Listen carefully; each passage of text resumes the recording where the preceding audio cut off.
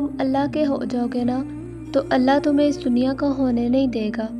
جب تم اپنے آپ کو اللہ کے قریب کرو گے نا تو اللہ تمہیں ان لوگوں کے قریب جانے سے روکے گا، ان لوگوں کے قریب جانے سے بچائے گا جن لوگوں کے دلوں میں تمہیں دھوکہ دینے کی پلاننگز ہوتی ہیں، تمہیں نقصان پہنچانے کی پلاننگز ہوتی ہیں۔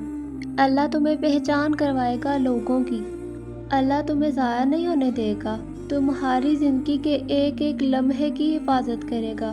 بس تم نے کیا کرنا ہے، ایک مضبوط ارادہ کرنا ہے، اپنے اللہ کی طرف پہلا قدم کوشش کا، محبت کا بڑھانا ہے اور اپنے دلوں کو ایسے پاک کرنا ہے کہ اس کے بعد اللہ تعالیٰ یہ فیصلہ کر لیں کہ میں نے اس لڑکی یا اس لڑکے کو اب میں نے اپنے قریب کرنا ہے۔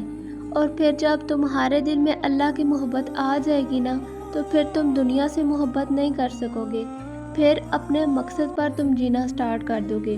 زندگی کا مقصد اللہ فرماتا ہے، میرے بندے، میں نے یہ زندگی اور موت کا جو پروسیس کریٹ کیا ہے یہ اس لیے کیا تاکہ میں دیکھ سکوں کہ تم میں سے کون اچھے اعمال کرتا ہے۔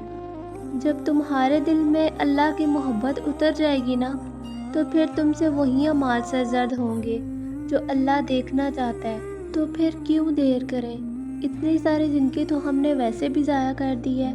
اللہ کو پانا کوئی گھاٹے کا سودا نہیں ہے۔ دنیا بے شک ہاتھ سے نکل جائے لیکن اللہ مل جانا چاہیے۔ اگر اللہ مل گیا تو تمہیں سب مل جائے گا۔ چلو آؤ اپنے بھولے ہوئے خدا کو یاد کریں۔ وہ رب ہمیں بار بار اپنی طرف بلا رہا ہے، ہمیں بار بار پکار رہا ہے۔ چلو آؤ اس کی آواز پر لبیک کہتے ہیں، اللہ سے کہتے ہیں، یا اللہ میں حاضر، مال حاضر، جان حاضر، وقت حاضر اور جسم بھی حاضر۔ آج کے بعد تو ہمارا اور ہم تیرے۔